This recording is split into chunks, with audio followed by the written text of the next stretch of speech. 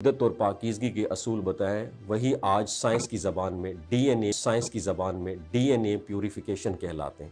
یہ اس بات کی دلیل ہے کہ اللہ کا دین صرف عبادت نہیں بلکہ زندگی کا مکمل اور سائنسی نظام ہے جو جسم، روح اور سوسائٹی تینوں کی حفاظت کرتا ہے۔ ویڈیو اچھی لگی ہو تو شیئر ضرور کیجئے گا، اپنا بہت خیال رکھیے گا اور نیچے کامنٹ سیکشن میں لکھیے گا ماشاءاللہ۔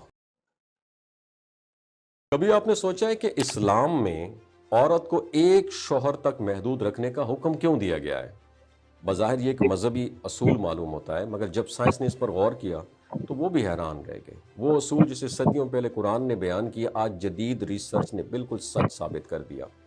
دنیا کے ایک معروف یہودی سائنسدان ہیں اور ایمبریولوجی جسے جنیات کہتے ہیں اس کے ایکسپرٹ ہیں ڈاکٹر رابرٹ۔ اس نے اپنی ریسرچ کے دوران ایک ایسا انکشاف کیا جس نے اس کی زندگی بدل دی۔ ایمبریولوجی دراصل اس علم کو کہتے ہیں جو انسان کے وجود کے ابتدائی مراحل، جسے جنین کہتے ہیں، ایمبریو کہتے ہیں، اس کے بارے میں ہوتا ہے۔ وہ وقت جب ماں کے پیٹ میں زندگی کی ابتدا ہوتی ہے۔ تو ڈاکٹر رابرٹ اسی کے ایکسپرٹ تھے۔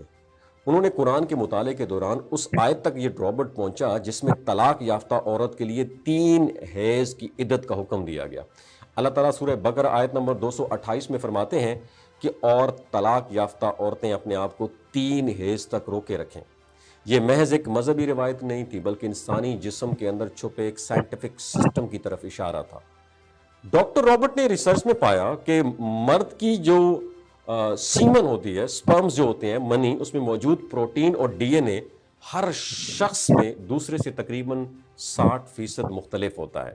جب ایک عورت کسی مرد کے ساتھ ازدواجی تعلق قائم کرتی ہے تو اس کا جسم اس مرد کے جنیاتی ذرات جو ہوتے ہیں، ڈی این اے جو ہوتے ہیں، اس کو محفوظ کر لیتا ہے، اور یہ جسم ایک قدرتی ریکارڈ کی طرح ہے جو سب کچھ یاد رکھتا ہے۔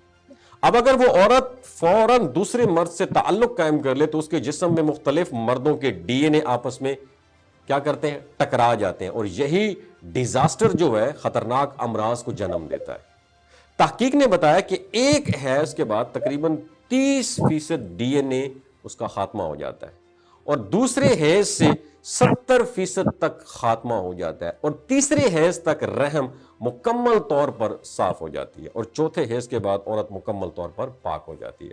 یعنی عورت کا جو جسم ہے وہ نئے تعلق کے لیے پاکیزہ اور متوازن ہو جاتا ہے۔ اس لیے اسلام میں 4 ماہ اور 10 دن عدت رکھی گئی، اور یہی عدت کی مدت کا سیکرٹ ہے، اور یہی وجہ ہے کہ اسلام نے عورت کو ایک وقت میں ایک ہی شوہر رکھنے کا حکم دیا ہے تاکہ اس کا جسم اور روح دونوں پاکیزہ رہے۔ تو ڈاکٹر رابرٹ نے مزید ریسرچ کے لیے 2 علاقوں کا مطالعہ کیا۔ پہلا وہ محلہ جہاں مسلمان خواتین رہتی تھیں، اور دوسرا جہاں آزاد مغربی خواتین رہتی تھیں۔